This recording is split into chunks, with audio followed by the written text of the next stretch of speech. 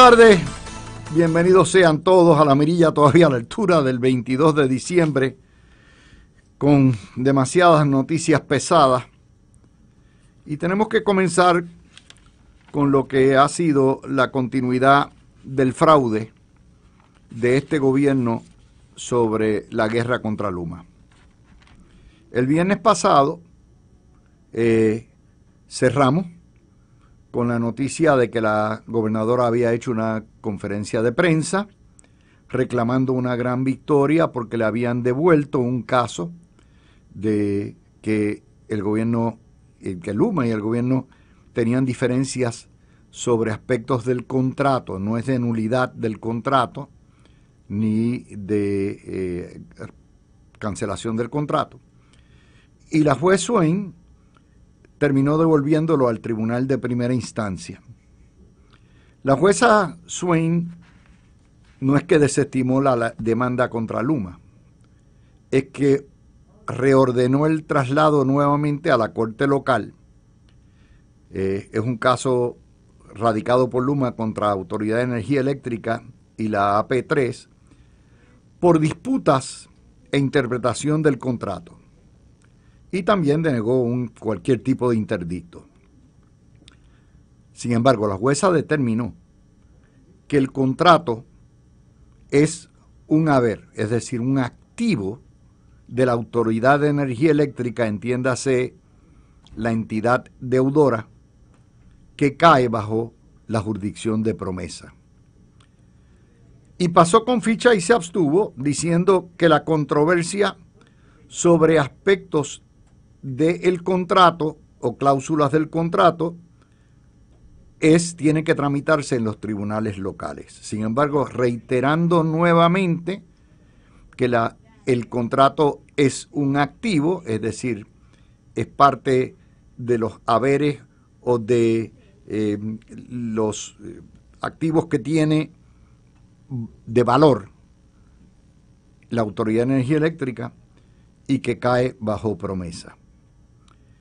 De manera que temas como el manejo de fondos federales, la elaboración de presupuestos, quién es responsable del apagón de abril, el manejo de vegetación, la juez dice, esos son aspectos del cumplimiento del contrato que no envuelven la nulidad del contrato.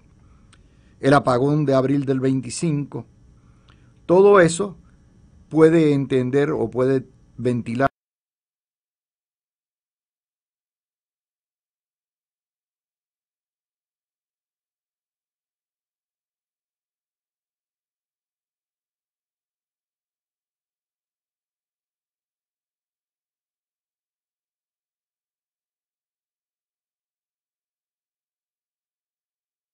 la corte local.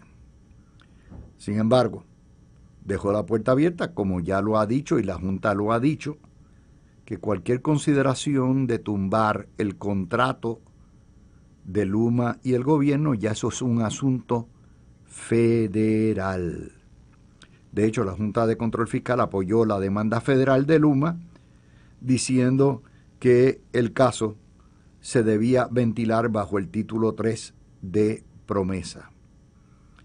Y en este contexto, el gran engaño es presentar esto como una gran victoria.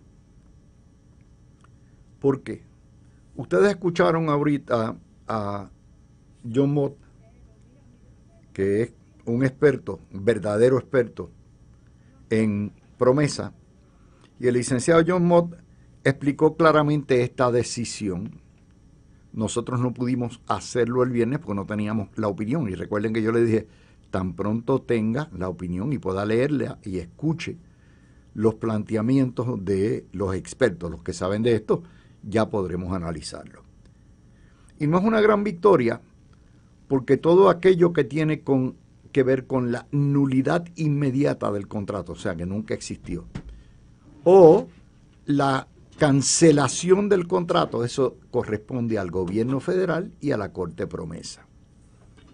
Conforme a lo que nos dijo el licenciado Mott, este caso va a ir ahora al trámite de la juez Swain, se determinará el primer asunto de la jurisdicción, de si hay jurisdicción. Me parece que eso ya está más que requete claro, pero como quiera hay que pasar y escuchar a las partes, el debido proceso.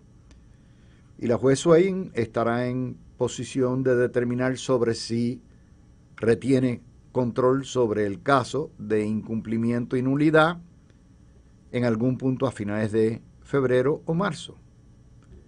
Lo más probable es que determine que sí, que tiene jurisdicción, y por lo tanto va a comenzar un juicio ordinario, un juicio donde hay descubrimiento de pruebas, deposiciones, intercambio de documentos, requerimientos de admisiones, prueba real, prueba documental, prueba gráfica.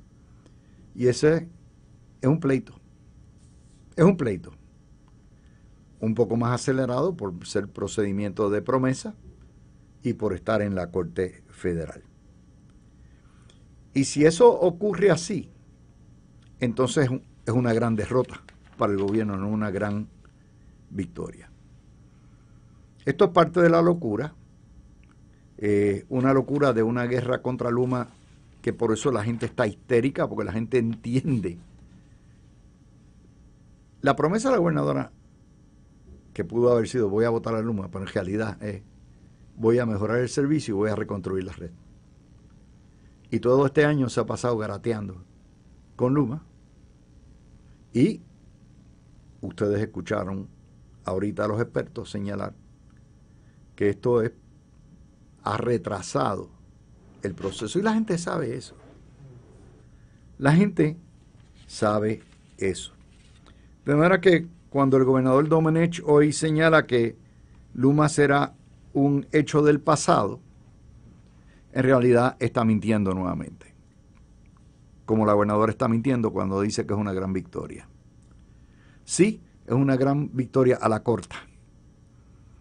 Pero como quiera, ese caso tiene que volver a verse, tiene que ir al tribunal de primera instancia y empezar el descubrimiento de prueba también. Así que vamos a tener dos procesos paralelos a la misma vez corriendo y miraremos a ver, y ahí se va el año. Díganme ustedes que han ido y han tenido que pasar por las cortes de Puerto Rico, ¿qué corte de Puerto Rico decide en un santiamén? Ninguna. El proceso es lento.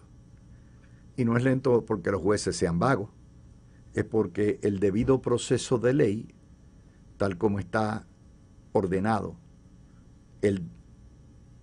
lo que es el procedimiento civil de tramitar los casos, las reglas de evidencia y los derechos constitucionales requieren tiempo.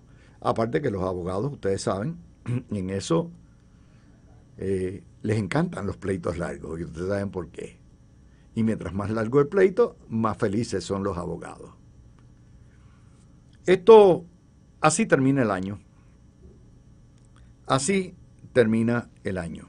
Pero no quiero darlo todo negativo, hay cosas buenas ocurriendo. Hoy, Primera Hora nos informa lo que son las estadísticas preliminares finales del año 25 en términos de la criminalidad. Estamos a día 22, todavía que le quedan 8 meses más, 8 días más a este año. A hoy hay 442 asesinatos, que es cerca, más o menos, de unos 50 y pico menos que el año pasado, pero recuerden que quedan 8 días. Hoy, de hecho, hubo un feminicidio y un suicidio a la misma vez. Pero como quiera, los asesinatos están abajo. Ahora, lo que quiero que ustedes vean es algo que hoy ignoró todo el mundo, y es el detalle de cómo se desglosan los asesinatos. El 55% de esos asesinatos está vinculado al narcotráfico. El 52% de las víctimas tenían antecedentes penales, es decir, los occisos, los muertos. Obviamente uno tiene que suponer que la vasta mayoría estaban envueltos en las guerras del bajo mundo. Ayer 18 feminicidios, menos 4, pero ya hay uno más. Es posible que termine arriba. Esos 18 asesinatos de mujeres por razones del machismo y del acoso machista son aproximadamente el 9%, menos de eso, mucho menos de eso. Estamos hablando de el 4 o el 5% de la totalidad de los asesinatos. Pónganle que lleguemos a 20, ojalá no lo hagamos, pero 20, pues eso les da a ustedes más o menos una idea de un total. Vamos a tener, yo calculo, 30 o 20 asesinatos más. Vamos a estar por abajo de los 470 o 460 al terminar el año. El 90% de los asesinatos en Puerto Rico son por armas de fuego. Y el 42% de los asesinatos se perpetran en las horas de 8 de la noche a 4 de la mañana. La totalidad de los asesinatos en los últimos 6 años, en el año 20 cerramos con 547, ese es el año de la pandemia. En el año 21, cuando nos liberaron de la pandemia, del encierro, 634. En el año 22 bajó a 584. En el año 23 bajó a 473. En el año 24 subieron a 495 y ahora vamos más o menos como por 460. Si usted más o menos tira ese número de asesinatos y calcula que son como 3.200 asesinatos en 6 años, la mitad de esos 3.200 asesinatos, unos 1.600, poco más, pueden ser 1.800, 55% lo tiene, fueron por droga. Y ahí es donde yo empato las noticias. ¿Por qué? Esos son víctimas de la guerra de Maduro contra Puerto Rico. Esos 1.600, 1.800 jóvenes que han muerto en los campos de batalla de los bichotes. Hay que sumarle los 4 o 5 mil por año que mueren por sobredosis.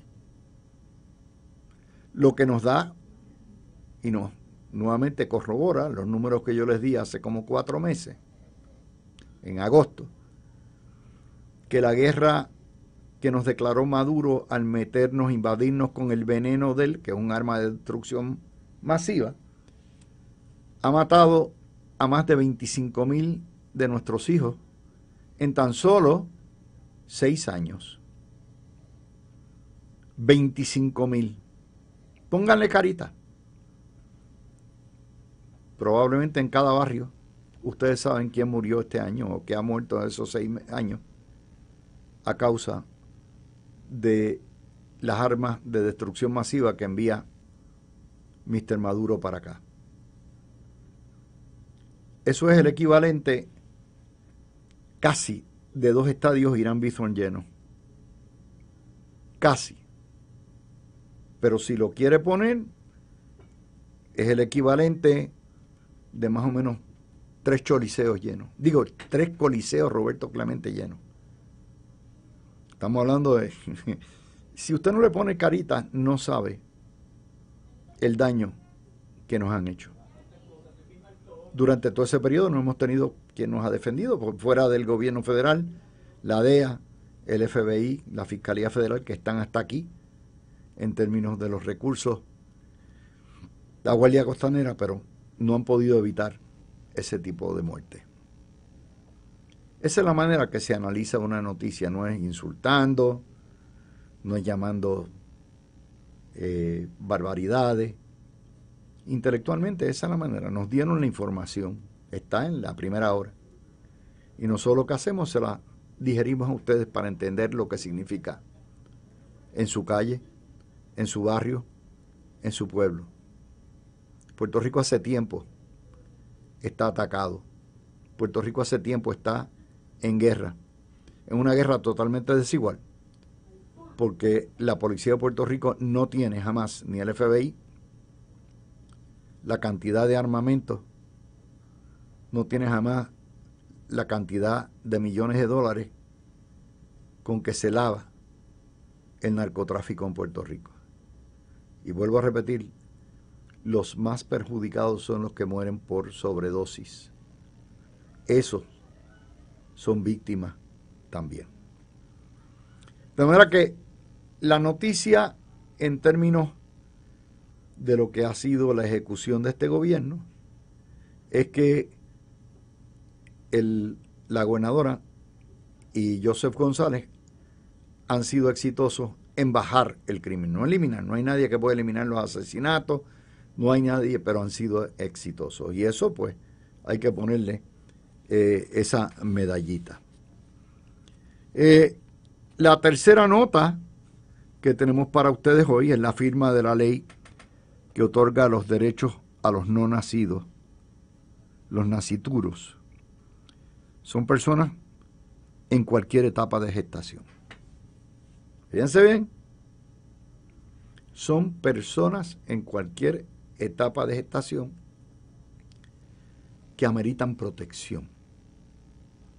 Cuando usted reconoce que el embrio, el no nacido, tiene derechos como persona, entonces se plantea un conflicto necesariamente, inevitablemente legal, porque la madre antes tenía derecho a abortar dentro de los parámetros que da Roe versus Wade, 3, y de ahí para abajo prohibido, salvo que estuviera en peligro total. Y esto plantea una serie de restricciones. De hecho, cualquier persona tiene capacidad legítima para evitar que una mujer aborte, ya sea ectópico, sea lo que hay. Esto, tarde o temprano, va a obligar al Tribunal Supremo de Puerto Rico y tal vez la Corte Suprema de Estados Unidos a determinar si todavía aplican todas las protecciones de abortar para la mujer de Roe versus Wade. El gobierno cumple con su palabra con los religiosos. Legisla una pieza que se convierte en ley, que da capacidad para demandar, da legitimación, da o describe el feto como una persona con derechos. Y en ese contexto abre la puerta de par en par para que grupos religiosos puedan litigar o relitigar Roe versus Wade. Y eso es, nuevamente usted dirá, bueno, ¿las mujeres o los hombres? ¿Cuántas mujeres hay en Puerto Rico que son abortistas? ¿Cuántas mujeres hay en Puerto Rico que son defensoras totales de Roe versus Wade? ¿Cuántos religiosos hay que se oponen y dicen que abortar en cualquier etapa es asesinar al niño? Y obviamente le podrán nombrar el nombre que quieran, pero el nacituro como persona sigue siendo un niño, pero en gestación. Esto va a ser bien interesante. Esto no se va a resolver ahora, porque esto es el inicio de un largo proceso de pleitos que vamos a ver en el Tribunal de Primera Instancia, en el Tribunal Apelativo, hasta el Supremo, que van a durar, como son las cosas en Puerto Rico, bastante tiempo. Si es por el procedimiento civil, porque aquí se abre también la puerta de que intervengan criminalmente el Estado si decidiera, y si alguien le lleva una querella de que un médico, para salvar la vida de una mujer, tuvo que ejercer un aborto, se pudiera inclusive hasta acusar al médico de asesinato. ¿Vieron todo lo que abre esto? Esto abre una caja de Pandora enorme y es parte de lo que se llama rollback de los derechos adquiridos por las mujeres como parte del nuevo conservadurismo que se ha apoderado no solamente del mundo, de Estados Unidos, de Puerto Rico, sino que va creciendo. Y lo habremos de discutir y lo ponemos en primer plano porque obviamente se trata de un proyecto súper importante. Un tercer proyecto o una tercera noticia es algo que es un fiambre del Nuevo Día, que se ha convertido en el primer propulsor de la independencia para Puerto Rico. Ya lo habían dado, pero esto es lo que se llama una repetición nuevamente. El representante Tom McClintock, republicano, va a radicar un proyecto para darle la independencia unilateralmente a Puerto Rico. Está en la independencia a la trágala, a pedido del Partido Independentista Puertorriqueño, de los diásporos y del grupo del Rolo Emanueli y de Caraballo Cueto.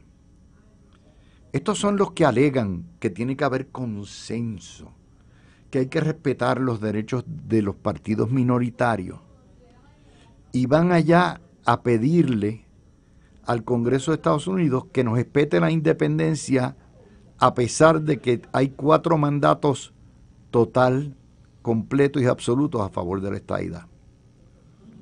Y ellos dicen que no, eso no vale, que nada más la independencia sí o sí. Y dicen que se han reunido con 125 funcionarios. Esto en realidad es robarse la democracia, pero ¿qué se puede esperar de los comunistas del PIB?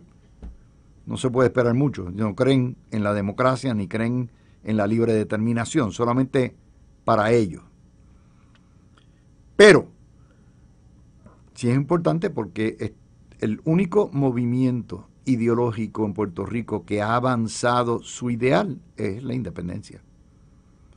El PNP la archivó la estadidad, y el Partido Popular está en la indiferencia, no le importa. No quiere cambiar, como el ELA está es lo que hay, pues ellos están contentos. Esto invita también a Tomás Rivera Schatz a repensar la estrategia, no de las consultas. Yo creo que debe haber cada 4 años una consulta sobre el problema fundamental que tiene Puerto Rico, sino de la pregunta a hacerse. Ya se ha hecho la pregunta de estadidad, ya se ha hecho la pregunta de territorio. Yo haría y legislaría que la consulta referente a estatus sea independencia sí o no. Punto. Y que el pueblo determine. Y que los populares voten si quieren la independencia o no la quieren. Que los PNP voten. Que los de Dignidad voten. Que los independentistas vayan a defenderla a las urnas. Y si gana la independencia, so be it. El pueblo es soberano y hay que respetar. Pero si la independencia es derrotada abrumadoramente, entonces todas estas payasadas que están haciendo se quedan sin viento democrático, totalmente. Y ahí tenemos. Esa es otra de las notas que tenemos para ustedes hoy. Hay 2 temas también que vamos a discutir. Son 2 temas que no debiéramos estar discutiendo en Navidad, pero que desafortunadamente la política y el mensaje en Puerto Rico ha ido tan en deterioro que tenemos que discutirla. Se trata de unas historias de prensa donde aparece un retrato de el proxeneta y violador de niñas Jeffrey Epstein, que Dios lo tenga en el infierno, en una foto en Fortaleza con el exgobernador Aníbal Acevedo Vilá. Entonces son tan maliciosos que ponen en los titulares, surge de los archivos de Jeffrey Epstein una foto con Aníbal Acevedo Vila. La gimnasia no tiene nada que ver con la magnesia. Ustedes saben la diferencia que yo he tenido con el exgobernador. Pero el exgobernador no es proxeneta, no es violador de niñas. Y la foto, como quiera, es parte de las funciones oficiales que tiene un gobernador de recibir a todos aquellos que estén interesados en invertir en Puerto Rico. Y él lo explicó perfectamente bien. No tiene nada de mala la fotografía. Que Aníbal le prestó la casa de playa al corrupto de Menéndez, de Bob Menéndez, para que se fuera allí al Singly con la novia que tenía entonces, pues eso es otro cuarto de hora, pero eso tampoco, no era Aníbal el que estaba metido en la playa. Eso es uno.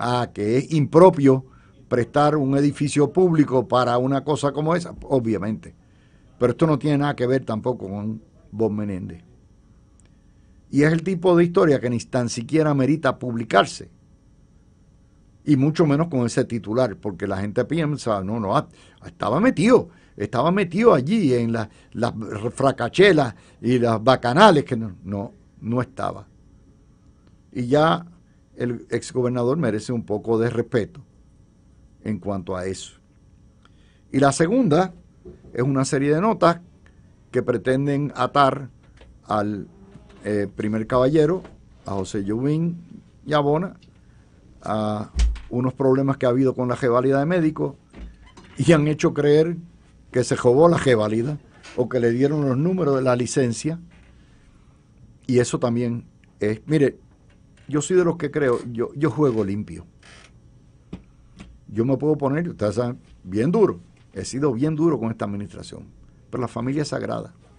Y aquí han tratado de criminalizar a los suegros de la gobernadora, a la gobernadora y a José Jovín sin ningún tipo de evidencia para nada. Pero estamos viviendo en los tiempos de la ejecución de reputaciones sumarias. Yo sé lo que es eso. Ese no es el tipo de noticia que a mí me interese, salvo que haya evidencia de corrupción, de que le dieron, los resultados, o que le regalaron o le han regalado la licencia, que no, ni tan siquiera trata de eso. Yo me opongo cuando tengo que oponerme a la gobernadora y al gobernador Domenech, lo hago sobre la política pública, no sobre su familia. Claro, ahí está la licenciada Ferraioli, que es la esposa de Domenech y que es una alta funcionaria de esta administración, y cuando lo hace bien se evalúa y cuando lo hace mal también. Pero con la familia no se meten. Y eso es una mala costumbre, particularmente que tienen con gobernadores, y esto tiene que parar. Hay suficientes noticias de política pública vitales, importantes, para poder evaluar en las noticias si un gobierno es bueno o malo, antes de meterse a garatear o a difamar a sus familiares. Son las 5:32, hacemos la pausa y vamos a hablar un poquitito. La Junta de Control Fiscal le dijo al gobierno que se opone a 2 proyectos de ley que le permitirían a los fascistas de la Oficina de Ética Gubernamental retener los dineros que impone en multas éticas y no al Fondo General. Esto es una locura. Eso es lo que se llama un bounty hunters. Es decir, mientras más alta tú pongas la multa, o mientras más multas tú pongas, más dinero vas a coger. Esto es corrupción.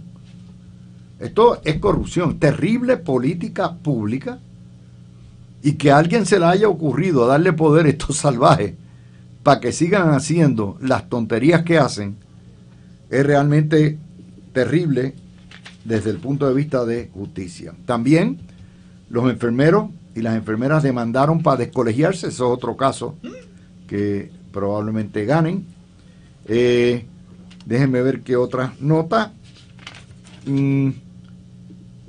Básicamente, el informe de la policía reveló que las escoltas de los exgobernadores nos cuestan más de $1 millón. Eso lo sabíamos y lo tenemos. Así que, y Tito Kayak le declararon causa no por montar una casa de campaña como falsamente dijo Noticel, sino porque se negó, obstruyó la justicia, se negó a tumbar la casa que estaba en la vía pública.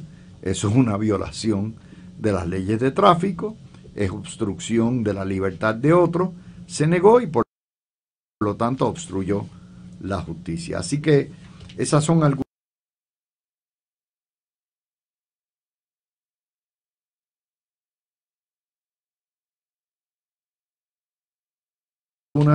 de las noticias que tenemos y vamos a empezar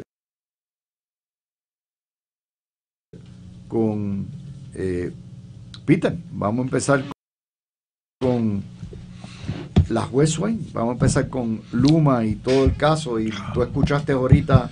Lo que pasa es que lo voy a simplificar para nuestra audiencia, yo no me voy a meter en tecnicismos legales ni toda esta chavienda, porque muchos de ellos están en carros ahora mismo, se podrían quedar dormidos, ¿verdad? Miren, esto es un cuchillo que puede cortar por dos filos. El primero está en que la juez Taylor Swain diga, hey, este es el contrato, y se los estoy simplificando, pero más simple no puedo ser. Que la juez Taylor Swain venga y diga, territorio colonial, firmaste este contrato, la ley entre las partes, chúpatelo. El otro es que ella pueda mirar ese contrato y decir, Juntadura, ¿cómo es que tú le has enjorquetado ese contrato tan anormal y tan leonino? Porque lo es. Para darles un ejemplo, lo que comúnmente se conoce en la industria como notice to cure, tú jamás vas a ver algo más de 30 días en un contrato privado. Aquí esta gente tiene 60 días más 30 que le pueden dar, que 30 y después a mediación. O sea, que tienen tiempo, o sea, es algo insólito que no se ve en la industria de construcción y de ese tipo de cosas. La juez no se puede decir, diablo, este contrato es muy leonino. Recuérdense que ella está actuando como una juez de quiebra, y los jueces de quiebra, aunque no son jueces de artículo 3, en otras palabras, no son jueces constitucionales.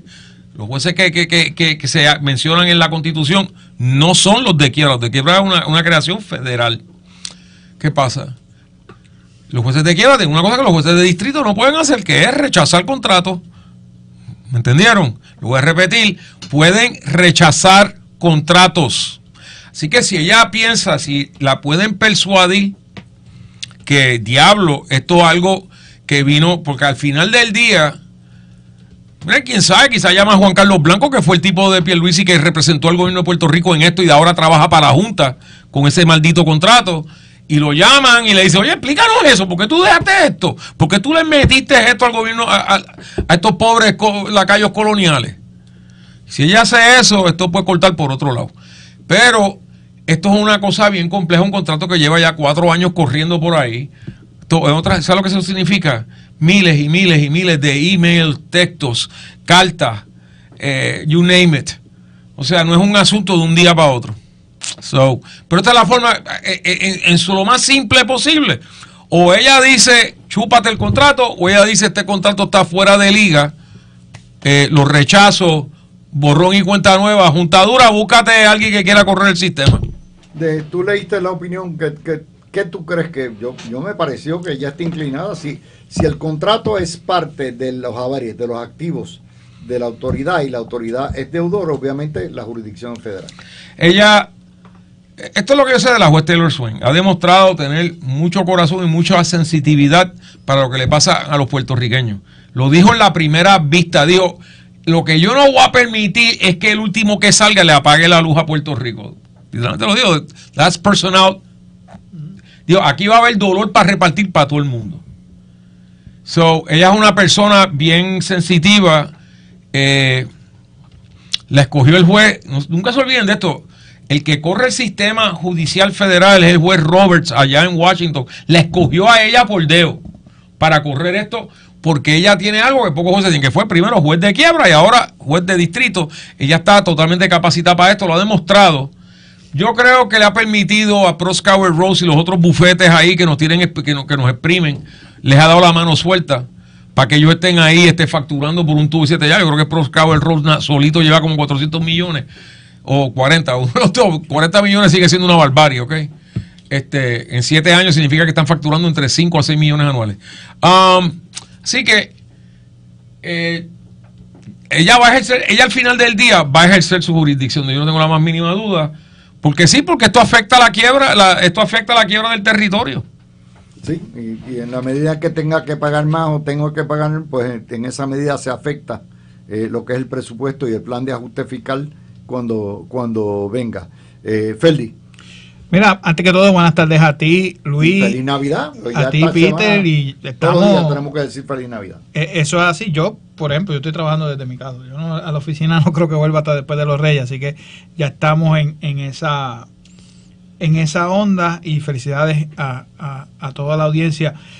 Mira, Luis, Promesa está redactada de tal manera que no solo la Junta puede hacer básicamente lo que le da la gana en términos de la aprobación del plan fiscal y cómo manejar las finanzas y los asuntos financieros de Puerto Rico, sino que la discreción que tiene la juez cuando analiza si va a acoger o no acoger un caso es bastante ancha y yo lo he discutido aquí en programas anteriores. Ha habido circunstancias y casos donde no se han querido meter y dicen no, es un asunto de interpretación de la ley local que lo vean los tribunales locales, y hay otros que básicamente los planteamientos son similares y dicen vamos a coger el caso y lo vamos a ver en la corte de Swain.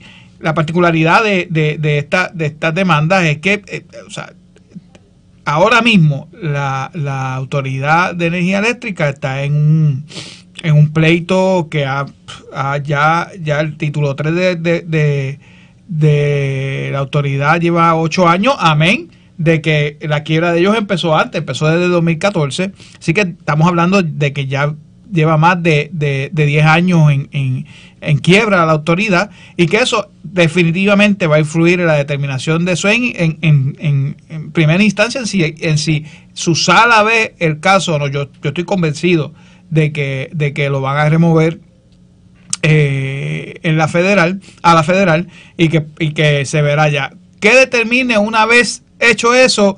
Pues honestamente va a depender al final del día, Luis, de cuál es la postura de la Junta, que al día de hoy nadie la conoce.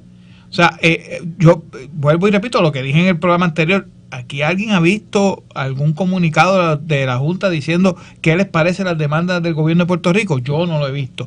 Al día de hoy, de verdad que desconozco cuál es su postura sobre estas demandas. Y ciertamente lo que ellos se expresen en términos de cómo afecta, no te hablo yo de la negociación que hay ahora mismo con los bonistas, sino cómo afecta la ejecución de un plan fiscal que está corriendo actualmente de la autoridad. Eso va a influir mucho en lo que en la determinación de la juez, y honestamente, en el pasado ellos han comentado que la administración del sistema por parte de una autoridad privada es parte del plan fiscal, así que veremos, ¿verdad?, cómo a la luz de esa postura que han tomado anteriormente se expresan sobre la intención del gobierno de Puerto Rico de cancelar el contrato. Yo, honestamente, con lo que se ha discutido ahora hasta el momento, me parece que todavía es una peseta al aire, porque no sabemos cómo van a venir. Yo pienso que hay fundamentos para defender cualquiera de las dos posturas, pero en esta etapa es muy temprano todavía para saber cómo va a romper la cosa en la federal. Pero fíjate, Luis, este contrato al final del día lo avaló la juntadura, ¿verdad? Aquí alguien le ha preguntado a Mujica. No, pero eso lo acabo de decir. ¿Verdad que no? No han dicho nada. Ok, entonces, allá ahora que está en el caso en jefe de Promesa, el cual la última vez que chequeé, porque lleva ya casi pero ahora mismo radicaron algo, ya van por sobre 30,000. ¿Radicaron dónde? En el caso de Promesa, a mí me ¿cuál? En el case in chief. Ok, el caso federal. El docket número 30,184. Eso significa que han radicado entre mociones, órdenes mociones informativas contra Chavín, hay sobre 30,000 documentos ahí. Wow. ¿Ok? Bueno, y eso no incluye 30,000 documentos que tienen huele 1000 páginas cada uno. Bueno, Claro. no necesariamente, Los pero abogados no escriben corto. no necesariamente. Hay algunos que son informativos, que son cortos, pero hay otros que son de 20, 30 páginas. Pero espera. Nos vamos a Eso no de vacaciones incluye esta los oficina. casos adversariales, adversary cases, que eso es litigio regular, ¿verdad? Y de eso yo creo que hay sobre 100 ya. So, ¿qué significa esto? Esto significa que por ahí la Junta debería, aunque la Junta no está demandada, podría siempre intervenir como parte interventora o friend of the court, que eso ocurre a cada rato. Están los acreedores, el grupo de acreedores no asegurados, que si quién les paga a esa gente, nosotros. Está el grupo de acreedores asegurados. ¿Entienden? ¿Ven cómo esto se sigue expandiendo más y más abogados? Yo pensaría que aquí O'Melveny, que ha representado al gobierno en todo el camino, pues se va a tener que meter, excepto que O'Melveny no fueron los que escribieron la demanda en español. O sea que ahí va a haber van a tener, la cuestión es que podemos... tú podrías hacer un berenjenal. De que esto va a ser un berenjenal el año que viene, tanto en la local como en la estatal, porque ambos casos requieren descubrimiento de pruebas. Los dos, no importa cómo, descubrimiento de pruebas. Me imagino que los primeros 2 meses serán jurisdiccionales la argumentación en la federal, y una vez se determine que hay jurisdicción, entonces es para algo. Mira, Luis, eso se toma su tiempo. Primero, ¿verdad? El Tribunal Federal va a ordenar a las demás partes a exponer sus posturas en cuanto a si procede o no el removal solicitado. Las partes pondrán su fundamento por lo que entienden que no procede. Asumo yo en el caso de las APP y los demás demandantes que están en el primer pleito, y en el segundo pleito me imagino que el Estado por conducto del Departamento de Justicia hará lo propio. Y luego de eso vendrá la evaluación del tribunal en cuanto a si procede o no el removal. Eso yo te diría que puede tomar lo que tú dijiste, 2 meses más o menos, y posteriormente sabremos si finalmente se va a ver en esa corte. Así que estamos hablando ya de entrando en el nuevo año, Luis, para tener una... No, que vamos a entrar en el nuevo año, pero por el otro lado, si tú eres contratista de Luma y ves esto, y tienes un proyecto, lo he dicho antes, lo repito, y tienes o sea, Luma tiene contratos de cientos de millones con muchos contratistas puertorriqueños. No voy a mencionar las compañías, pero son compañías puertorriqueñas. Cientos de millones con esa gente. O sea, tú tienes no es que haya un proyecto de 100 millones, es que son proyectos de 5, de 6, de 10, de 8. Vas a empezar uno de 10 ahora, por ponerlo así. En lo cual tú tienes que, tú sabes, esos 10 millones, 2 o 3 millones son nada más empiezas. ¿Tú las vas a pedir? ¿Quién te va a pagar? ¿Me entiendes? O sea, ¿quién te va a financiar? Esto tiene una consecuencia. Tiene una línea de crédito, le dices al banco, pues mira, es para comprar esto, para este... Y el banco dice, wow, espérate. Tú estás... Si esto lo declaran... Esto lo declaran nulo. ¿Quién viene a pagarte? Tú sabes, te vas a quedar guindando ahí. So, eso empuja para que la juez Taylor Swain meta mano rápido. O sea, todo es una cuestión de prioridades. Yo no sé cuál era la de ella ahora, pero algo me dice que esto debe ser una prioridad grande, porque mira qué cosa, lo último que quedaba por resolver en la quiebra de Lela era precisamente la autoridad. Yo sé de paso, todo esto surge porque había ya un acuerdo, alguien se puso a chaval y voló en cantos allá en el primer circuito y ahora se quedaron sin la soga y sin la cabra. Mira, Peter, yo quisiera coincidir contigo, pero no puedo. Primero, que la jueza Swain, en este caso en particular de la Autoridad de Energía Eléctrica, ha amenazado a las partes con que no va a haber más prórrogas y oportunidades para la discusión y y eso ha pasado, lleva ya como 3 años pasando. O sea, aquí, por lo menos, que yo me recuerde, yo he leído por lo menos en 3 instancias distintas donde la jueza Swain ha dicho que no va a extender más el periodo de negociaciones entre las partes. Y continuamos en lo mismo ahora mismo. Así que, ¿verdad? Yo ojalá por lo menos me equivoque yo en esta y ella venga y atiende ese asunto con la prioridad y la velocidad que amerita, pero la realidad es que, oye, y tampoco la podemos culpar, la realidad es que es un caso bien complejo. Pero vamos a entender también, la juez Swain puede, el peor de los casos, para Luma, la juez Swain puede desestimar y devolver, no desestimar, es decir, yo no tengo jurisdicción, regrese a la local, y en la local vuelve a hacer empezar con Discovery y todo eso. Bueno, recuerda que hay una solicitud pendiente de certificación al Supremo. Hay una que esa no se atendió. Okay. O sea, o no se resolvió porque vino el removal. Supremo no va a certificar. Eso sí que me atrevo. El Supremo no va a dejar que este caso corra su curso. Ellos no van a irse por el atrecho y llevárselo así de cantazo. Yo no puedo hablar por la Olimpo, pero mi bola mágica me lo dice. ¿Y sabes por qué me lo dice? Porque de esto ya van par de semanitas que sometieron el Supremo.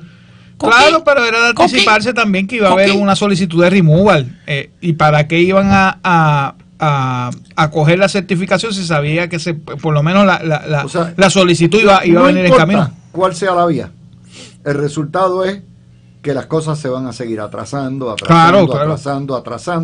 y que no va a haber reconstrucción de la red y mucho menos un plan de ajuste fiscal de la deuda de energía eléctrica que es necesario para nosotros salir de la deuda completa, y que esto va a seguir per secula seculorum. Ese es el resultado. Nos metimos en un laberinto chino. Estamos en un laberinto en cualquiera de las dos vías. Esto no es ninguna victoria, pero si tú haces lo que la gobernadora hizo, que es decir, voy a sacar a Luma, pues eso, tú sabes, a pesar de que algunos lo dicen que esto es así, esto no es Dodge City. Yo no puedo simplemente venir y entrar ahí a los vaqueros. Tenía que irse ¿cómo? Pues por el sistema legal. Sistema legal, hay algo que existe, debido procedimiento de ley, que le tienes que, todo demandado lo tiene. Peter, una vez tú conviertes un caso en un litigio grande, ahí está la manera de bregar con esto: negociando, pactando, fiscalizando, ajotando y usando todos tus poderes ejecutivos para lograr el mismo fin, que es la mejoría del sistema y la reconstrucción del sistema. Una vez tú conviertes esto en la madeja legal que lo metiste en un laberinto sin salida. O sea, ese es el resultado neto. Y no tienes control, que es lo peor. No tienes control porque es el tribunal el que determina.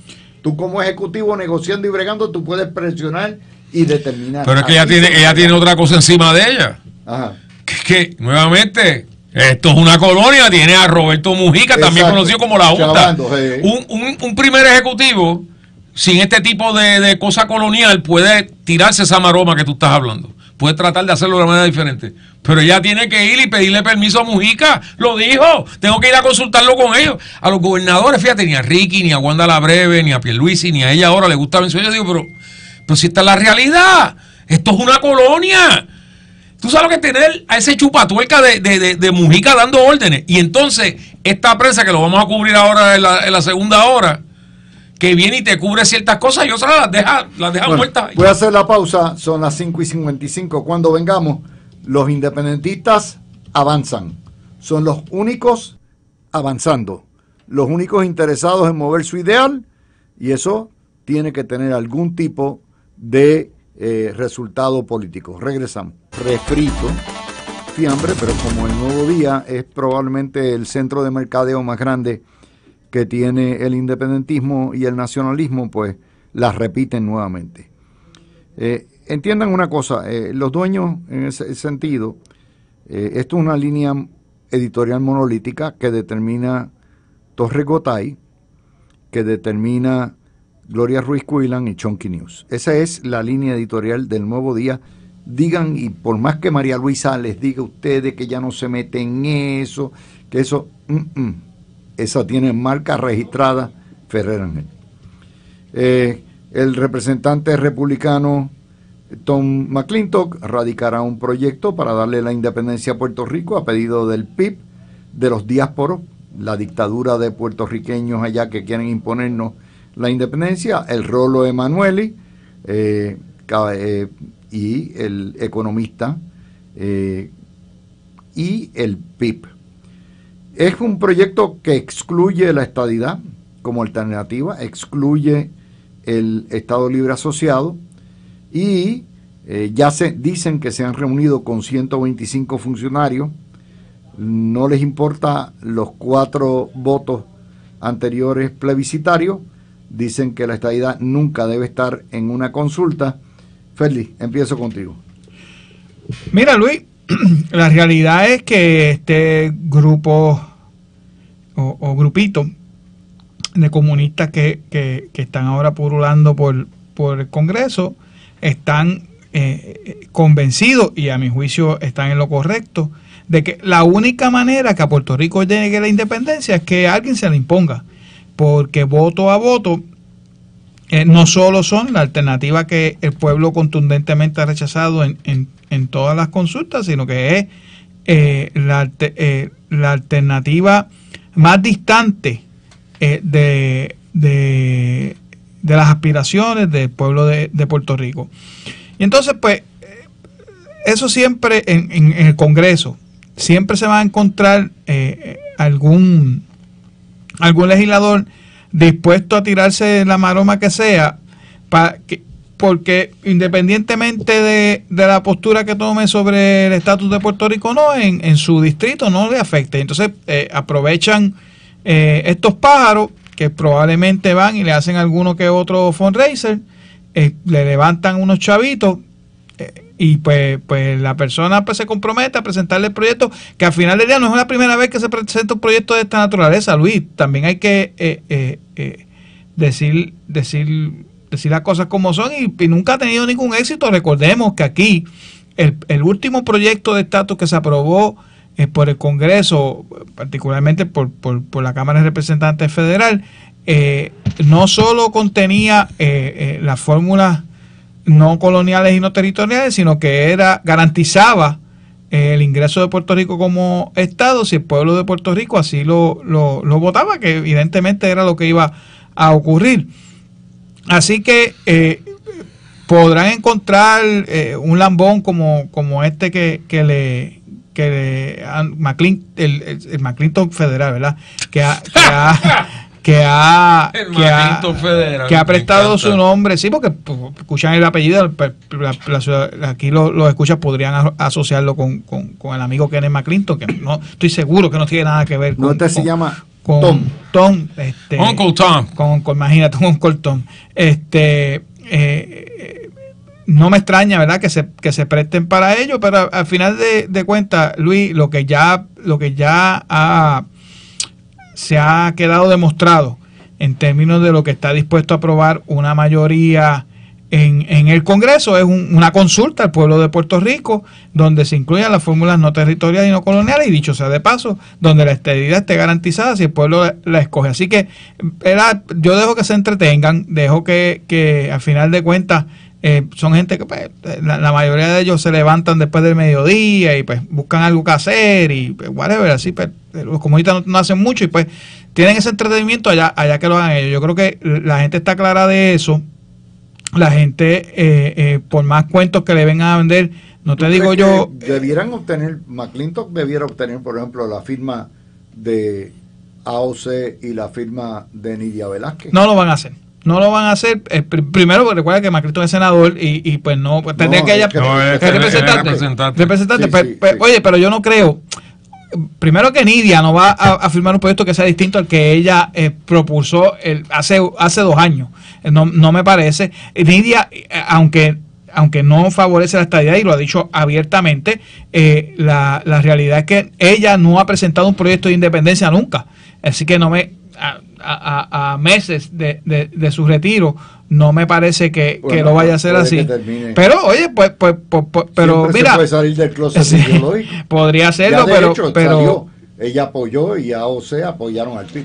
Sí, no. Y, oye, pero una cosa es apoyar el PIB, fíjate, porque recuérdate que ese apoyo al PIB vino después que el PIB guardó silencio absoluto sobre el estatus. Ojo, porque aquí muchas personas se olvidan que el PIB, por la politiquería de la elección del 2024, se olvidaron de la independencia. Se recordaron el día después y dicho sea de paso, eso es parte de las hipocresías que siempre han demostrado los líderes de ese movimiento y que es lo que hemos advertido, que muchos de ellos te dicen que no van a empujar el comunismo en Puerto Rico si llegan al poder, y harían todo lo contrario, lo sabemos. Los angliparlantes tienen una frase que dice consider the source. ¿Quién escribió esto? Eso se llama en español considera la fuente. ¿Quién escribió esto? Un tipo que nosotros le decimos aquí, Chonky Fake News Delgado, y año tras año, vez tras vez, hemos mencionado todas las mentiras que le publican los editores lacayos de los Ferré. De hecho, a Chonky yo le digo el lacayo número 2 de María Luisa, porque es una cosa bárbara, la loquera que escribe ese tipo y se las publican, ¿verdad? Así que, mira, él las puede escribir, lo que pasa es que hay un editor sin sesos allí, yo no sé quién será, que se las publica en el periódico, haciéndole un daño salvaje al periódico, porque hace apenas 20 años el Nuevo Día era el periódico de récord. Ahora, si tiene más de 3 anuncios de página completa, es un milagro. So, está eso. Se sabe, o sea, si fuera por mí, deja que él venga y la ponga. Miren, el año pasado los populares se buscaron a su mejor aliado en el Congreso, que es el senador Wicker de Mississippi, y el tipo presentó un proyecto para empujar a Hilera. ¿Se recuerdan? No se recuerdan porque lo presentó, no hubo un solo coauspiciador, no hubo una sola vista, lo presentó y allí se murió. Y esto es lo que pasaría con Colton McClintock, tú sabes, que lo presente. No hay movida, los primeros que empezarían a chillar son los diasporitos estos, que verdaderamente son populares, que están con ataques de cuerno. Chacho, les tengo noticias, hace 90 años atrás se presentó un proyecto para darle la independencia a Puerto Rico. Pero ¿por qué no hacemos eso? ¿Por qué no hacemos un referéndum? Independencia sí o no, para acabar con esto de una vez por todas. Fantástico, yo estoy totalmente a favor de eso. Independencia sí o no. El huevito y ya está, y se acabó. Cero libre asociación, cero no, independencia sí o no. Se acabó. Punto. Vamos a llevarlo a votación. Yo no tengo ningún problema. Ningún problema con aquí eso. Aquí hay unanimidad. No, pero ese debe ser la próxima consulta. Cero problema con eso, Luis. Ya está. Ojalá se dé. Si vota por Puerto Rico Independencia, vamos a ser los primeros en que tiren para adelante, Luis, a pedirla. Luis, 80-20 va a salir y estoy siendo conservador. Pero mira, Luis, yo estoy de acuerdo, por mí que lo hagan, pero ¿sabes qué? No les daría el gusto a esta gente, porque ¿para qué le vamos a conceder lo que ellos piden si ellos no están dispuestos a conceder lo que nosotros pedimos? Recuérdate. ¿Sabes por qué? Porque le matas el pollo en la mano después. Si tú los derrotas, entonces tú planteas, mire, aquí hay 4 plebiscitos por estadidad con mandatos insuperables y aquí hay un referendo sobre independencia y el 80% la rechazó. Eso ya automáticamente para el futuro ya va, oye, en Mercedes-Benz montado. ¿Ok? ¿Es verdad? No. Ya está. De nuevo, yo no tengo problema. Yo no tengo problema con que se dé la consulta. Yo no les daría el gusto, porque ellos si ellos fueran los que estuvieran en el poder, Luis. Te echabas tú. Si ellos fueran los que estuvieran en el poder, olvídate de consulta. Ellos, para empezar, no harían consulta. Ellos quisieran, perdóname, ¿qué es lo que quieren hacer? ¿Quieren traer la independencia por la cocina? Es que, o sea, aquí hay un par de cosas. Una es la ausencia de impulsar la estadidad más fuertemente, particularmente cuando la ley electoral te lo permite, particularmente cuando promesa misma dice que no puedes intervenir, la Junta no puede intervenir, donde único no puede intervenir la Junta es en proyectos de estatus. Mira qué cosa. Así que la puerta está abierta. Aquí el electorado escogió en una mayoría rimbombante, absoluta, 60%, punto. Pero ¿qué pasa? Como el electorado es así, eligen a un colonialista heavy duty para ir a Washington. Y eso le hace las cosas bien difíciles a la administración. Porque tú sabes, tú puedes tener un tipo como McClintock, ¿verdad? Que el tío Tom McClintock que viene y dice, no, pero el de usted, el representante de usted no quiere la estadidad. Eso fue lo que ustedes eligieron para venir para acá. Así que estamos mandando mensajes cruzados sobre qué es lo que queremos. Por un lado pedimos la estadidad y por otro lado elegimos un colonialista old school, porque créanme, el huevito de lo que está hablando es de Lela como se vendía en la década de los 50 y los 60, algo que los populares habían abandonado hace como 30 años cuando se puso la cosa bien burda, ¿verdad? So, tenemos eso. Lo otro que es curioso para mí es que ¿cuándo fue la última vez que ustedes vieron a Juan Dalmau hablando de la independencia para Puerto Rico? El tipo le huye como el diablo a la cruz. Su campaña el año pasado fue toda, sin hablar de la estadidad, o sea, de la independencia.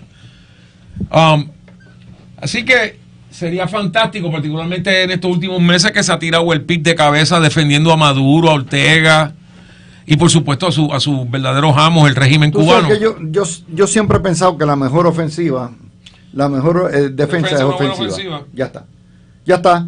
Déjense de vacilones, dejen la guasa. A ver de qué y ya está, en 16 años, 5 consultas, 4 la estadidad con 60, 70, 80% y la de la independencia 80% en contra. Ya está, se acabó, le matas el pollo en la mano para siempre. Pero, ¿sabes? El problema es que no hay, en el PNP no hay ni interés, ni hay estructura, ni hay demasiado, o sea, no tienen una inteligencia de táctica ni práctica, todo pues, Luma, pues. Este es el cuatrienio de Luma, se acabó. ¿Y qué pasa el próximo? Bueno, ya una cosa es el tema del estatus y para los estadistas y los PNP ese tema es el número 1, número 2, número 3, número 4 y número 5, pero hay una realidad también que en reacción al mismo mandato electoral a favor de la estadidad, también hubo un mandato para que se administrara el gobierno de Puerto Rico y el tema apremiante para el pueblo, como quedó demostrado en el pasado proceso eleccionario, es la relación del pueblo de Puerto Rico con Luma. Y yo creo que podemos estar de acuerdo, ¿no?, de si debe quedarse Luma o no. Podemos estar de acuerdo en la manera que se está o no, en la manera en que se está lidiando con la relación contractual ahora mismo en los tribunales, pero indudablemente eso fue el compromiso, no te digo yo de la gobernadora, pero y que fue refrendado por el pueblo, pero también los demás candidatos habían hecho un compromiso en cuanto a sacar a Luma, así que al final de cuentas está cumpliendo con algo que prometió. Fíjate, Lela nos mata. Mira hoy la portada de Metro. 4 de cada 10 familias, o sea, el 40% de nuestras familias, trabajan fuera del horario regular de 8 a 5. Esto es desastroso para las familias. Aquí muchos de ellas tienen que buscar 2 trabajitos. Esto afecta a la unidad familiar, afecta la salud de los matrimonios, recarga los abuelitos, afecta la crianza de los niños, porque si tú tienes que trabajar a las 9 de la noche no hay quien te lo cuide. Afecta lo que es la cohesividad social de Puerto Rico. Afecta el desempeño de los niños en la escuela, porque si los papás no pueden estar haciendo asignaciones con ellos. Eso es el Estado, porque la pobreza, la miseria, te obligan a trabajar hasta 2 turnos y trabajar en horarios irregulares. Peter, nadie le saca punta a eso. Es que estamos viviendo, o sea, a la medida que uno se pone más y más digital, estás viviendo una sociedad hasta cierto punto, sé que es una exageración, pero 24/7, o sea, cuando tú trabajas remoto, tú no necesariamente estás trabajando las horas tradicionales tampoco, pero estás en tu casa.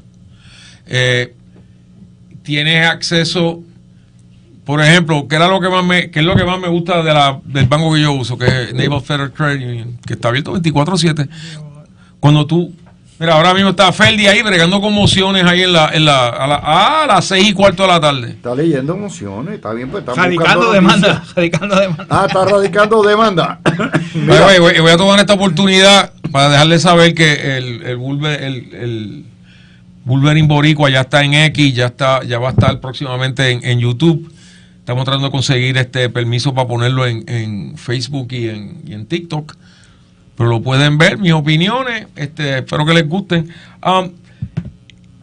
yo no creo que necesariamente el 8 to 5 rompa la familia, y te voy a decir por qué. Porque hasta bien reciente, el horario de trabajo era de 6 a 6. ¿Ok? Pero es que el 8 to 5 no rompe la familia, yo no he dicho eso. Bueno, pero decir que tú sabes, yo lo que te Peter, digo... lo que está diciendo la historia es que el 40% de la familia tiene que trabajar en trabajos que no son 8 to 5 y que eso es lo que rompe. Mira, Pues yo estoy, antes que entre Félix, yo estoy en desacuerdo con eso, porque hasta bien reciente en la historia humana todo el mundo trabajaba de 6 a 6, 12 horas, y estaba todo el mundo metido allí, había child labor y cuanta chavienda había, las familias estaban unidas en aquella época. So, es toda cuestión de cuál es el punto que quería hacer el escritor de ese aparato. sí, oye, hay muchísimos factores, Luis. Yo soy uno que no trabajo de 8 a 5.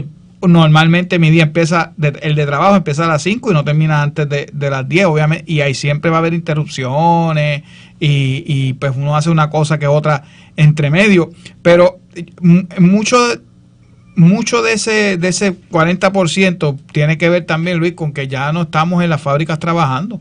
Aquí hay muchas personas, por no decir una gran parte de la población, que tiene su negocio propio, ya sea desde profesionales licenciados como arquitectos, ingenieros, abogados, como personas que hacen trabajo de limpiar patio, uñas, lo que sea, que son personas que por la naturaleza de lo que hacen no es un trabajo 8 a 5.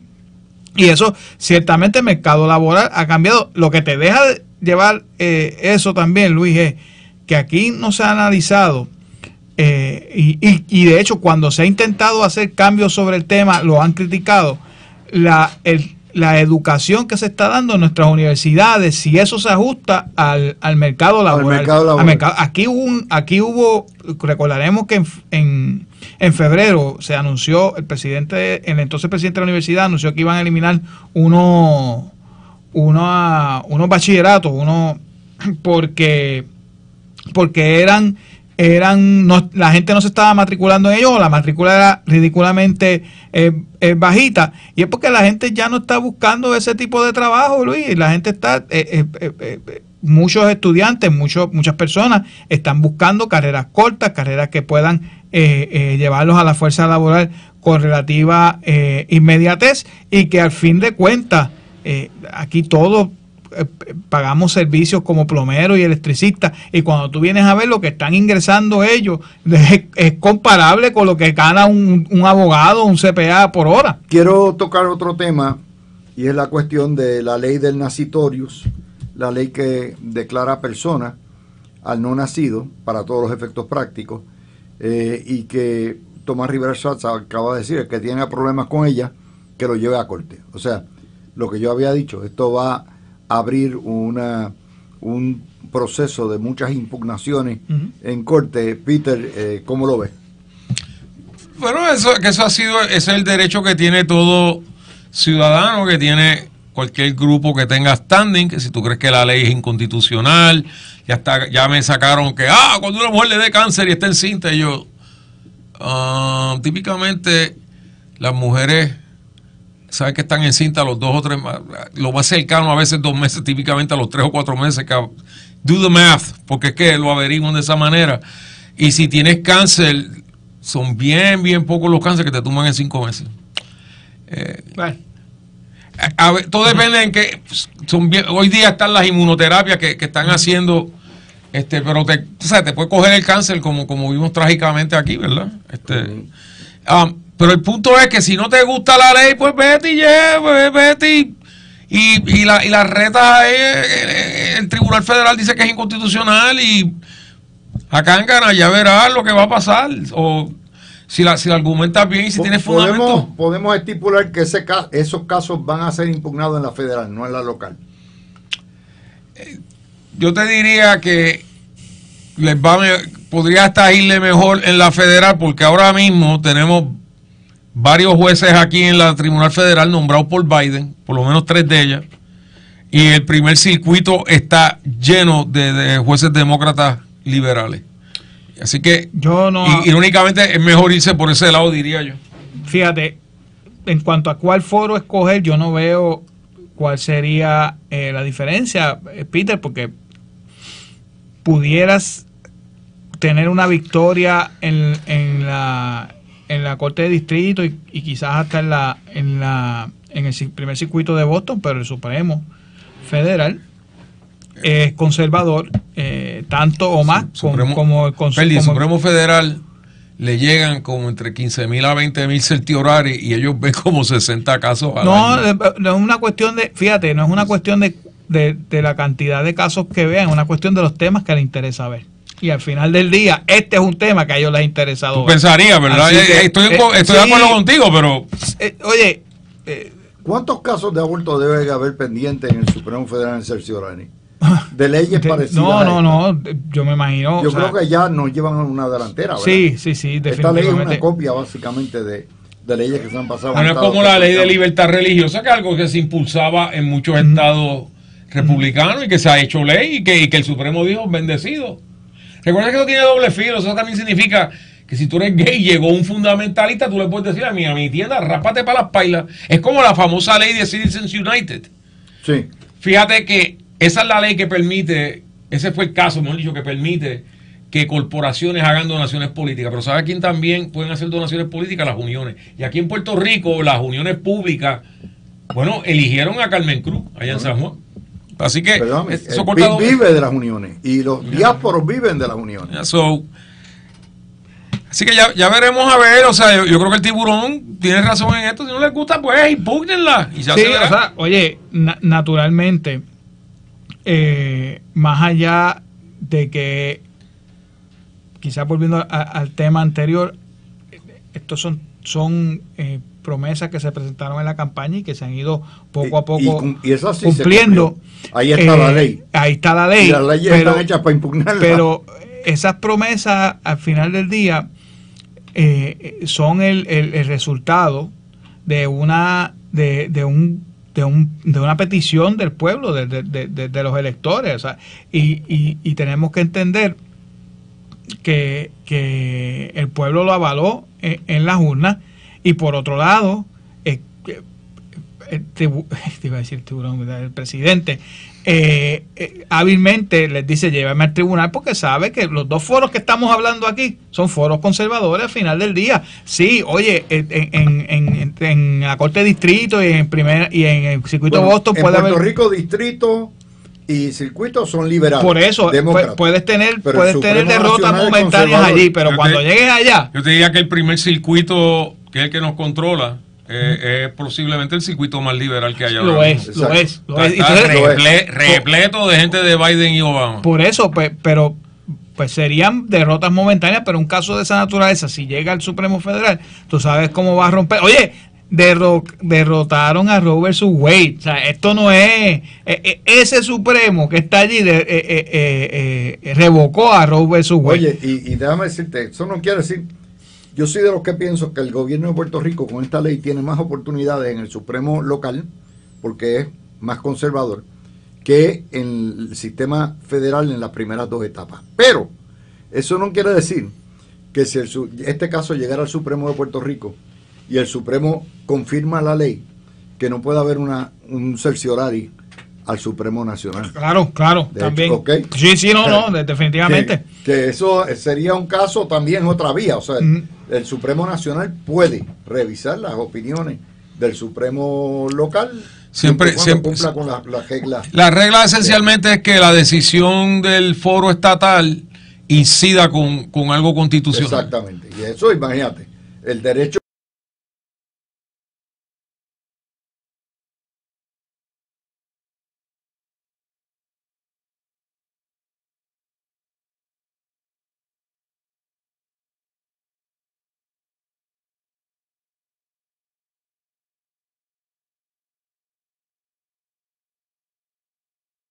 que pone Rodríguez Bebe por eso, pero Rodríguez Bebe no pertenece al PNP, pero el primero en reconocerte eso, de hecho lo reconoció. ¿Dónde va a coger ella? Lo reconoce.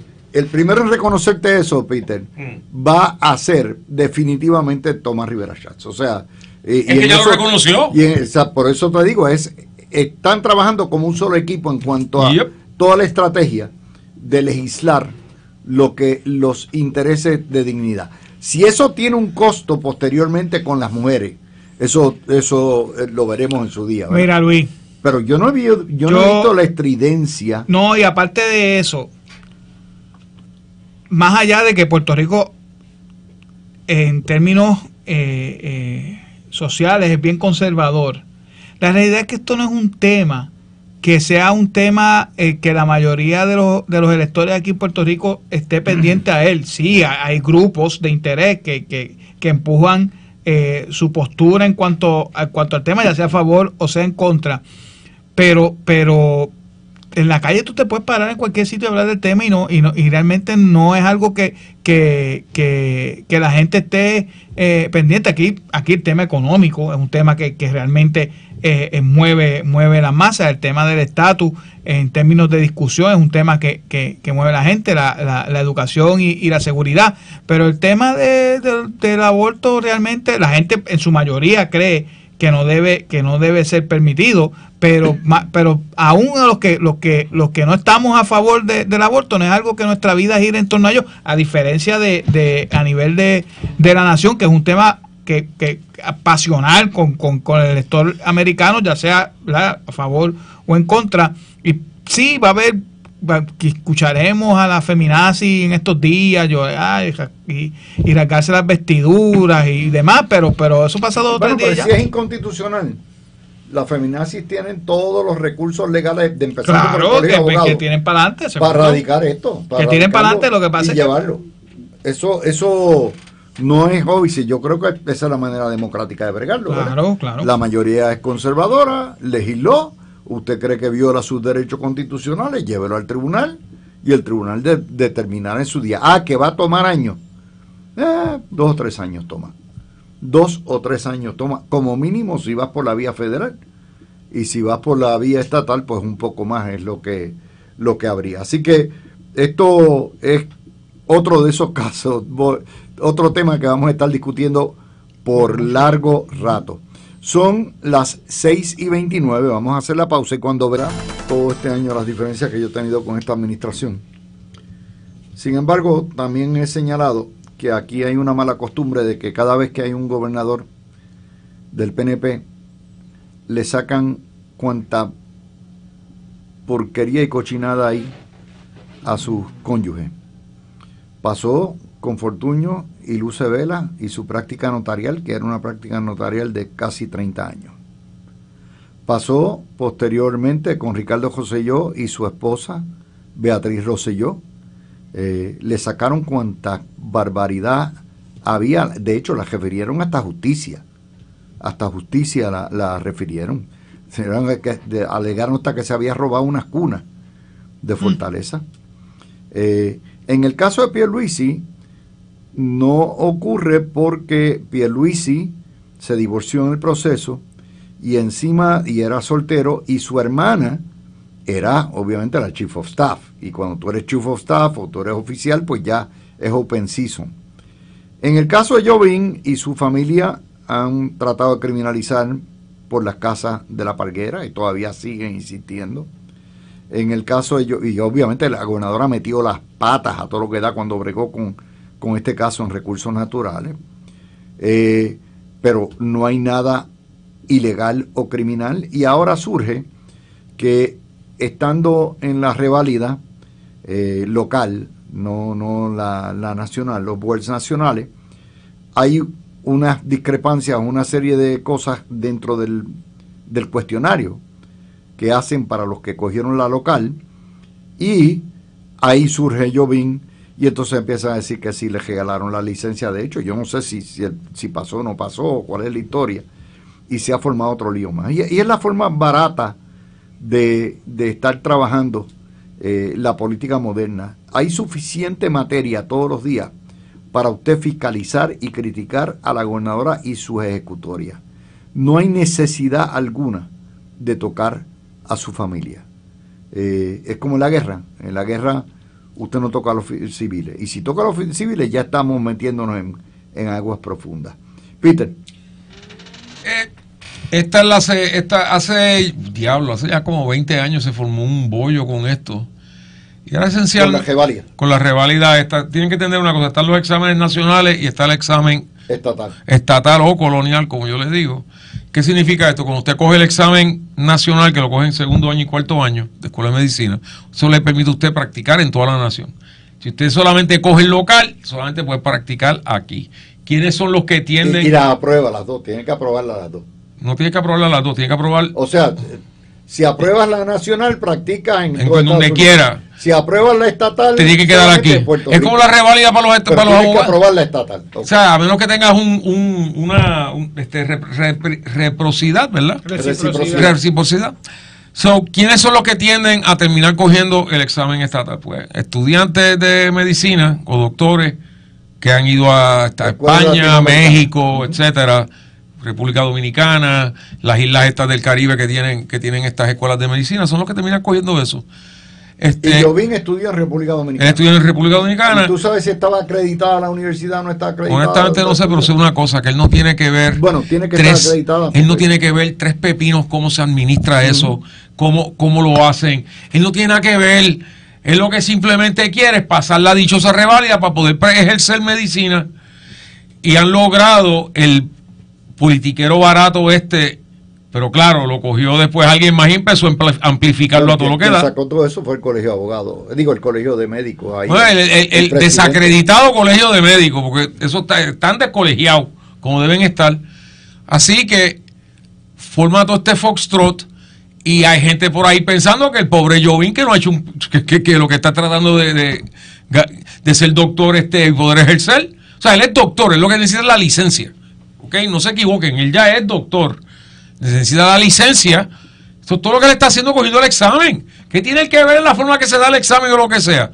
Por eso es que no entiendo cómo este tipo salió reelecto. Yo de diablo, mataste al colegio de médicos, lograste descolegiarlo.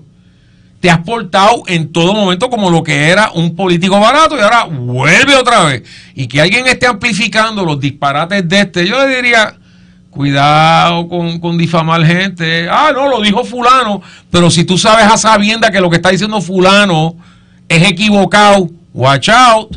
Mira, por ese lado iba yo, Peter. Esta es la misma persona que hace unos meses atrás hacía unas alegaciones contra el expresidente del colegio y ahora secretario de salud, que nunca quedaron en nada, Luis. Así que la credibilidad de esta persona, olvídate tú del colegio de médicos, el presidente del colegio de médicos, que por cierto es político, un politiquero, político y politiquero, okay. Pero su credibilidad ha quedado cuestionada, las pocas veces que se ha atrevido a salir en los medios recientemente a hacer expresiones de esa naturaleza, pues ha quedado desmentido y en ridículo. Honestamente, a mí no me extrañaría que esta sea en esto ocurra exactamente lo mismo, porque al final de cuentas, Luis, nadie en el gobierno tiene control sobre lo que se da en una reválida. Olvídate tú de medicina, de ninguna de las materias. Así que, ¿verdad? Me parece una bola de humo, un ataque bajuno al final del día, y como tú muy bien señalabas, una cosa es los funcionarios electos, los funcionarios electos, ¿verdad? Que pues siempre tienen que estar abiertos a la crítica y a los señalamientos, pero la familia me parece que debería estar fuera de. Jovín no tiene contrato con el gobierno. No es oficial del gobierno. Luis, y okay. Es que aunque los tuviera, oye, tiene un título, quote unquote, de primer damo, primer caballero. Pero eso no existe. Pero sí, pero eso es algo que no hay es totalmente del primer caballero. Y es totalmente protocolar. O sea, pero partiendo de todas maneras, ponle que fuera un título que se reconociera por ley o por lo que fuese. No deja de ocuparlo porque es el esposo de la gobernadora, es un ataque a la familia de la gobernadora, que eso debería estar fuera de lo que es el alcance o de lo que es la prudencia cuando uno quiere señalar a un funcionario público o a un enemigo político, porque hablabas tú de las aspiraciones o de la naturaleza política del presidente del colegio de médicos, pero la realidad es que PNP no es, ni estadista tampoco. O sea, él fue candidato por el Partido Popular y pues obviamente no me extrañaría que esté haciendo estas cosas, buscando, ¿verdad?, algún tipo de nombramiento en si ocurriese el milagro de que el Partido Popular ganase una elección. Pero la realidad es que, de todas maneras, yo creo que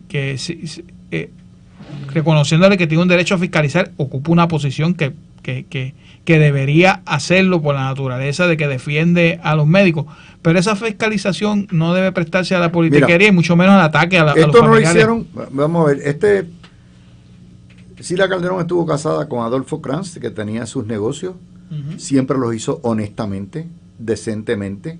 Se habló muchísimas cosas de Cantero, y Cantero nunca nadie le pudo sacar nada impropio. De ahí pasamos a Aníbal y a Piti Gándara. Piti Gándara después fue legisladora.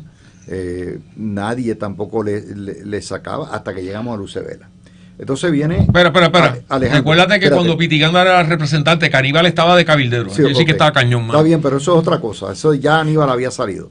Después viene Alejandro. Wilma Pastrana tenía sus negocios como contable. Nadie jamás puede decir Wilma Pastrana hizo nada impropio. Nadie puede decir, pero vino Rosselló, estaba Beatriz no trabajaba, cuidaba a los nenes, le hicieron cuanta barbaridad hay. Y ahora, el mismo, yo veo el patrón, ustedes no ven el patrón ahí, más claro no puede estar. Claro, Luis, no es el primero, ni será el último. El próximo gobernante del PNP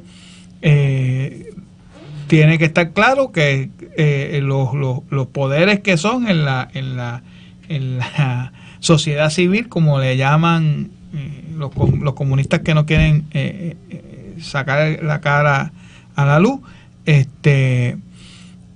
los van a atacar.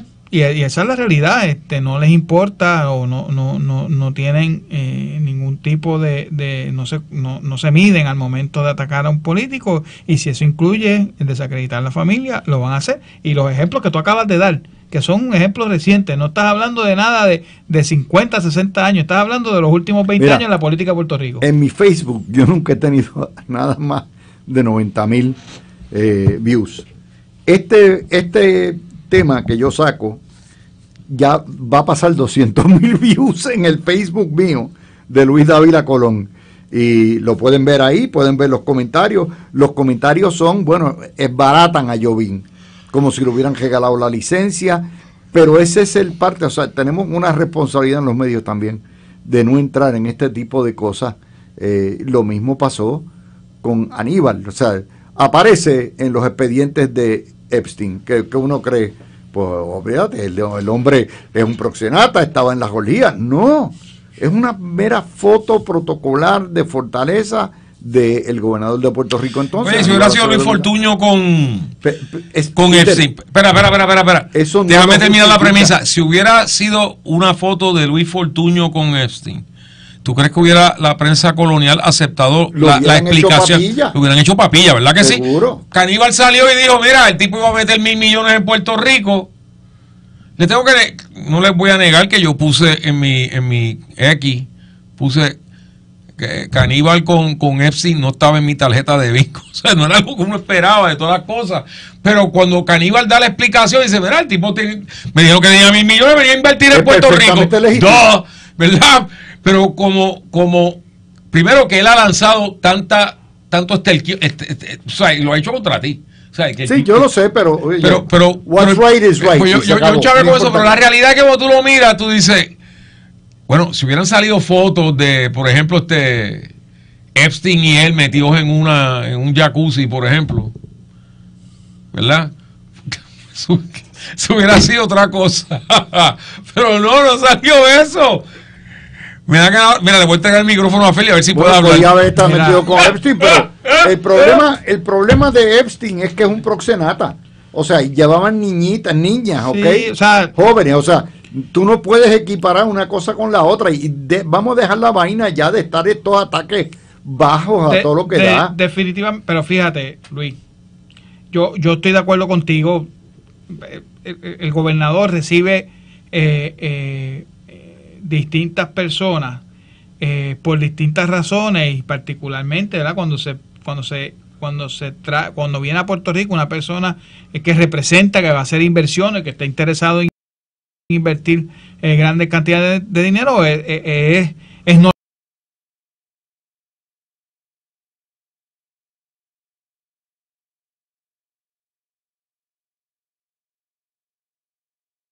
normal que lo lleven a Fortaleza, ya sea el Departamento de Desarrollo Económico o cualquier persona que conozca al gobernador para tener un tú a tú y saber en lo que se está metiendo y en lo que interesa invertir. Y obviamente eso fue lo que ocurrió aquí. Eso, mira, de todo lo que hizo Aníbal, porque mira que ese hombre, por poco se me zafó una mala palabra, pero mira que nos tuvo en una recesión por más de 10 años, aparte de otras barbaridades más. Eso es lo menos que uno puede criticarle a él. No fue Aníbal. Quien metió a Puerto Rico y lo hundió en una recesión se llama Sila María Calderón. Y después siguió Aníbal, lo hizo peor todavía. O sea, lo que estoy diciendo es, vamos a ser sinceros, o sea, Puerto Rico no ha salido de la depresión o recesión que nos metieron los populares a principios del siglo. Eso es verdad. Después de 8 años de prosperidad con Pedro José. Pero que quede algo claro, lo que ocurre es que el ELA es creado como un sitio para las compañías evadir impuestos federales. Eso estaba primero con la sección 931 del Código de Renta Interna, después la sección 936. Con un Congreso republicano, con un presidente demócrata, quitaron eso. Ellos lo dieron, ellos lo quitaron. No han puesto más nada de allá. O sea, lo de Fortuño con la ley 20, ni lo van a poner. Con lo de la ley 2022 fue un pálido intento de intentar atraer ese tipo de cosas. Pero les tengo noticias. La Junta Dura puede quedarse 20 años más, el ELA jamás va a funcionar económicamente porque nunca funcionó económicamente. Irónicamente, los que mejor lo ponen a funcionar son los PNP y aún así los números.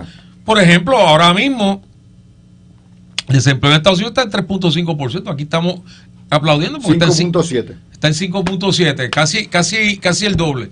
Sin embargo, para el ELA es increíblemente bajo. ¿Me entienden? Los números siempre van a palidecer porque no tenemos igualdad, no tenemos la paridad en programas federales, no tenemos igualdad en términos de representación y eso siempre va a tener el sitio chavao. Habiendo dicho todo eso, me tengo que reír. O sea, nuevamente, el problema aquí está en que si un PNP hubiera salido con Epstein, sería hoy todos los programas radiales hubieran estado en fuego con esa chavienda. Más de acuerdo no puedo estar. No más de acuerdo no puedo estar.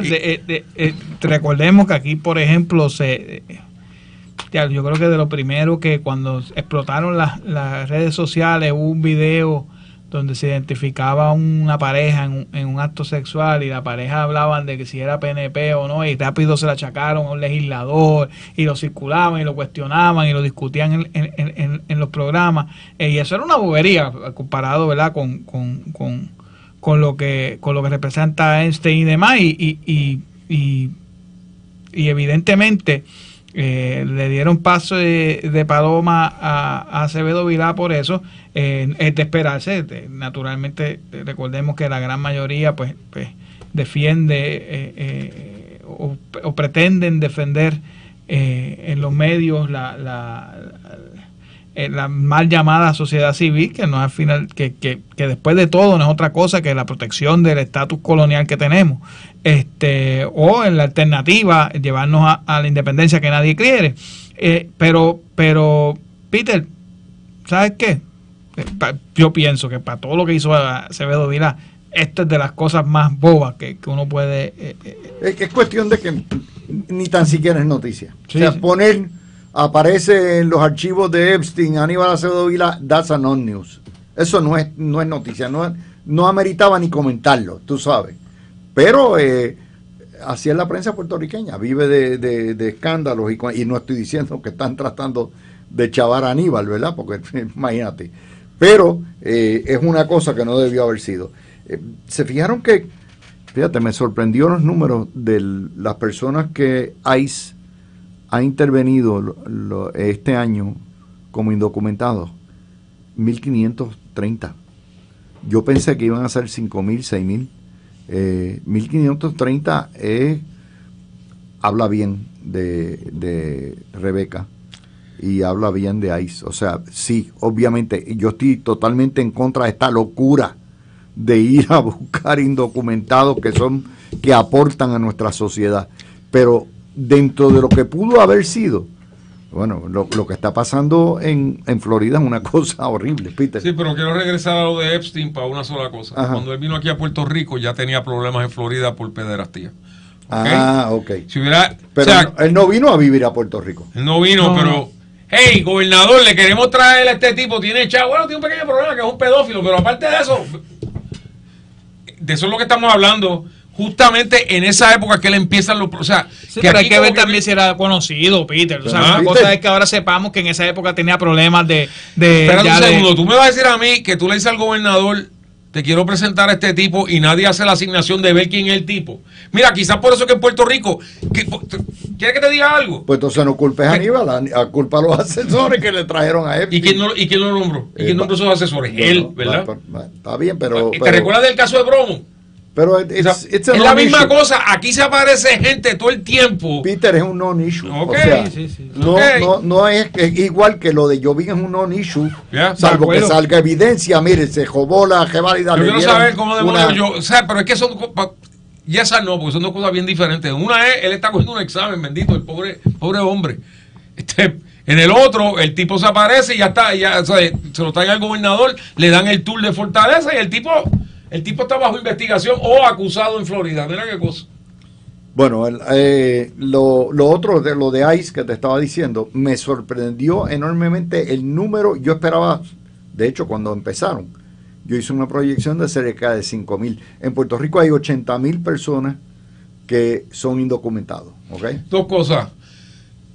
Bueno, tres cosas. Lo primero es que lo que verdaderamente estaba diciendo Trump es voy a cerrar la frontera. La frontera. Y eso ha pasado de una manera dramática. Dramática. ¿Se recuerdan cuando habían caravanas de ilegales de 5,000 y 7,000 ilegales caminando por todo México para llegar a la frontera? Y la gente de Biden, ¡hey! ¿Cómo están? Eso se fue para las pailas. Eso es número uno. Número dos, ¿por qué tú crees que están pidiendo contratar 10,000 oficiales de ICE? Porque a nivel nacional. A nivel nacional, pero en Puerto Rico se han desbordado las solicitudes. Y tercero, también dijeron, si hay gente que no están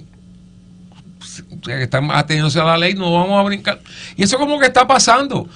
Claro que todo esto surge porque viene Chonky Fake News y pone, el Barrio Obrero está triste. Y yo pensé para mí, si estás aquí legalmente no tienes por qué estar triste, tienes que estar de lo más tranquilito, si no te van a hacer nada. Eso tiene su impacto, es obvio, pero fíjate, yo creo que más... Bueno, eso es parte de la propaganda de... Seguro, obviamente, pero Luis, tiene que considerar lo siguiente. Partiendo de la premisa que hay un 80,000 personas que no tienen, que tienen estatus en por cierto, es un periódico racista, porque es un periódico que al que viene nuestros conciudadanos del norte vienen aquí, nos desplazan, gringo cojón, yanqui cojón, a todo lo que da, pero entonces recibe. Seguro. Y dice, no, nuestros hermanos dominicanos, nuestros hermanos haitianos. El que es conciudadano tuyo es malo, pero el que no, pero eso es otro tema, eso es seguro. Eso es parte de la editorial, pero línea editorial que la mayoría del pueblo no le come. Pero volviendo al tema, a partir de la premisa que eran 80,000 personas que están con el estatus inmigratorio indefinido, la realidad es que cuando empezaron los primeros arrestos, los demás se retrotrayeron, Luis, y eso... Mi oficina está en Santurce, o sea, yo sé el impacto inmediato, las calles vacías, al principio te diría como un mes y medio, 2 meses que tú no ves a nadie caminando por allí, y eso pues con el tiempo ha ido cambiando, pero pues obviamente muchos de lo que hicieron fue que pues se recogieron, no estaban por allí o no están por allí como estaban antes, y pues no necesariamente se han ido de aquí, pero tampoco están participando de la actividad económica, tampoco están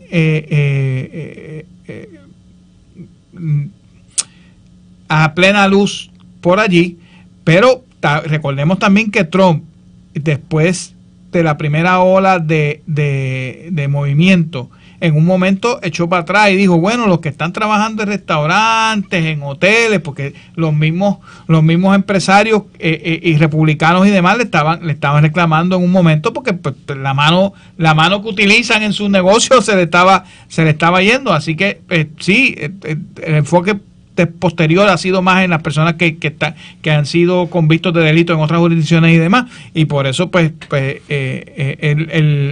el número que probablemente esperábamos en enero cuando empezó todo esto no necesariamente se materializó. Bueno, con eso, Peter y feliz Navidad a ambos. Liquidamos a ti, Peter, venimos en Nochebuena aquí a dar premios a todo lo que da y los valores del año y todo eso, así que vamos a estar.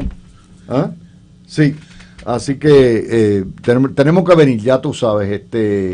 Yo no vengo hasta Año Nuevo, ¿verdad? No, tú estás, sí, tú vienes. Bueno, el lunes que viene. Sí, porque es el 7 que reanudamos, que es miércoles. Tú vienes como el 14, papá. Tú estás como un empleado público. Me cogí de vacaciones, de verdad. Tienes un puente de un mes casi. Mira, vamos a hablar de las noticias del año 25.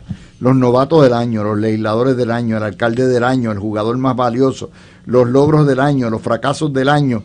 Vamos a hablar del huevo del año, y no es el huevito, la mejor legislación, el alcalde del año, los litigios del año, el movimiento ideológico del año, la figura política del año, el influenciador más grande, y se van a sorprender que hay en Puerto Rico. Los dos influenciadores, el fiscalizador del año, nuevos medios del año, todo eso lo vamos a dar, los premios a diestra y siniestra. No se olviden, Wolverine Boricua está allá en YouTube, en X. Bueno, ahora sí, nos fuimos, mi gente.